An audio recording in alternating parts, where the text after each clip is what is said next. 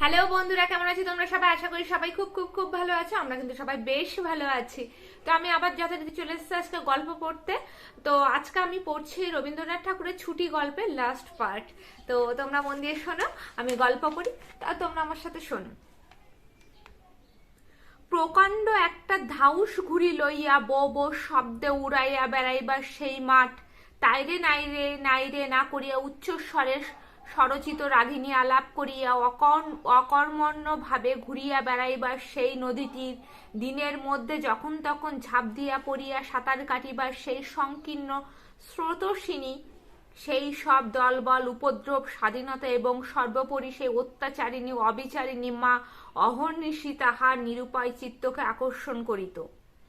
জন্তুর মতো এক প্রকার অবুঝ ভালোবাসা, কেবল একটা কাছে যাইবার অন্ধ ইচ্ছা, কেবল একটা না দেখিয়া অব্যক্ত ব্যাকুলতা, গোধূলি সময়ে মাতৃহীন বর্ষের মতো কেবল একটা আন্তরিক মা মা ক্রন্দন, সেই লজ্জিত শঙ্কিত শীর্ণ দীর্ঘ অসুন্দর বালকের অন্তরে কেবলই আলোড়িত হইল। স্কুলে এত বড় নির্বোধ এবং অমনোযোগী বালক আর ছিল না। একটা কথা জিজ্ঞাসা করিলে সে হা করিয়া চাহিয়া থাকিত। মাস্টার যখন মার আরম্ভ করিত তখন ভার ক্লান্ত গধর্বের মতো নীরবে সহ্য করিত। ছেলেদের যখন খেলিবার ছুটি হইত তখন জানালার কাছে দাঁড়াইয়া দূরের বাড়িগুলার ছাদ নিরীক্ষণ করিত। যখন সেই দ্বিপ্রহর রৌদ্রে কোনো একটা ছাদে দুটি একটি ছেলে মেয়ে কিছু একটা খেলার ছলে ক্ষণেকের জন্য দেখা দিয়া যাইত, তখন তার চিত্ত অধীর হইয়া উঠিত। একদিন অনেক প্রতিজ্ঞা করিয়া অনেক সাহসে মামাকে জিজ্ঞাসা করিয়াছিল, মামা, মার কাছে কবে যাব? মামা বলিয়াছিলেন, স্কুলের ছুটি হোক, কার্তিক মাসে পূজার ছুটি, সে এখনো ঢের দেরি। একদিন ফটিক তার স্কুলের বই হারাইয়া ফেলিল। একে তো সহজেই পড়া তৈরি হয় না, তাহার ওপর বই হারাইয়া একেবারে নাচার হইয়া পড়িল। মাস্টার প্রতিদিন তাহাকে অত্যন্ত মারধর অপমান করিতে আরম্ভ করিলেন। স্কুলে তাহার এমন অবস্থা হইল যে তাহার মামাতো ভাইরা তাহার সহিত সম্বন্ধ স্বীকার করিতে লজ্জা বোধ করিত। ইহার কোনো অপমানে তাহারা অন্যান্য বালকের চেয়েও যেন বলপূর্বক বেশি করিয়া আমোদ প্রকাশ করিত। অসহ্য বোধ হওয়াতে একদিন ফটিক তার মামির কাছে নিতান্ত অপরাধীর মতো গিয়া কহিল, বই হারিয়া ফেলেছি। মামি অধরের দুই প্রান্তে বিরক্তি রেখা অঙ্কিত করিয়া বলিলেন, বেশ করেছ, আমি তোমাকে মাসের মধ্যে 5 বার করে বই কিনে দিতে পারিনে। ফটিক আর কিছু না বলিয়া চলিয়া আসিল।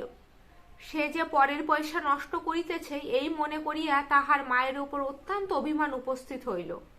নিজের হীনতা এবং দৈন্য তাকে মাটির সহিত মিশাইয়া ফেলিল। স্কুল হইতে ফিরিয়া সেই রাতে তাহার মাথা ব্যথা করিতে লাগিল এবং গা শিরশির করিয়া আসিল। বুঝিতে পারিল তাহার জ্বর আসিতেছে। বুঝিতে পারিল ব্যামো বাধাইলে তাহার মামির প্রতি অত্যন্ত অনর্থক উপদ্রব করা হইবে। মামি এই ব্যামোটাকে যে কিরূপ একটা অকারণে অনাবশ্যক জ্বালাতনের স্বরূপ দেখিবে তাহা যে স্পষ্ট উপলব্ধি করিতে পারিল। রোগের সময় এই অকর্মণ্য অদ্ভুত নির্বোধ বালক পৃথিবীতে নিজের মা ছাড়া আর কাহারোর কাছে সেবা পাইতে পারে এরূপ প্রত্যাশা করিতে তাহার লজ্জা বোধ হইতে লাগিল। পরদিন প্রাতঃকালে ফটিককে আর দেখা গেল না। চতুর্দিকে প্রতিবেশীদের ঘরে খোঁজ করিয়া তাহার কোনো সন্ধান পাওয়া গেল না। সেদিন আবার রাত্রি হইতে মুষলধারে শ্রাবণের বৃষ্টি পড়িতেছে, সুতরাং তাহার খোঁজ করিতে লোকজনকে অনর্থক অনেক ভিজিতে হইল। অবশেষে কোথাও না পাইয়া বিশম্বরবাবু পুলিশে খবর দিলেন। সমস্ত দিনের পর সন্ধ্যার সময় একটা গাড়ি আসিয়া বিশম্বরবাবুর বাড়ির সম্মুখে দাঁড়াইল। তখনও ঝুপঝুপ করে অবিশ্রাম বৃষ্টি পড়িতেছে। রাস্তায় 1 হাঁটু জল দাঁড়াইয়া গিয়াছে। 2 জন পুলিশের লোক গাড়ি হইতে ফটিককে ধরাধরি করিয়া নামাইয়া বিশম্বর বাবুর নিকট উপস্থিত করিল। তাহার আপাদমস্তক ভিজা, সর্বাঙ্গে কাদা, মুখ চক্ষু লোহিত বর্ণ, থরথর করিয়া কাঁপিতেছে। বিশম্বরবাবু প্রায় কোলে করিয়া তাহাকে অন্তঃপুরে লইয়া গেলেন। মামি তাহাকে দেখিয়া বলে উঠিলেন, কেন বাপু, পরের ছেলেকে নিয়ে কেন এ কর্মভোগ? দাও, ওকে বাড়ি পাঠিয়ে দাও।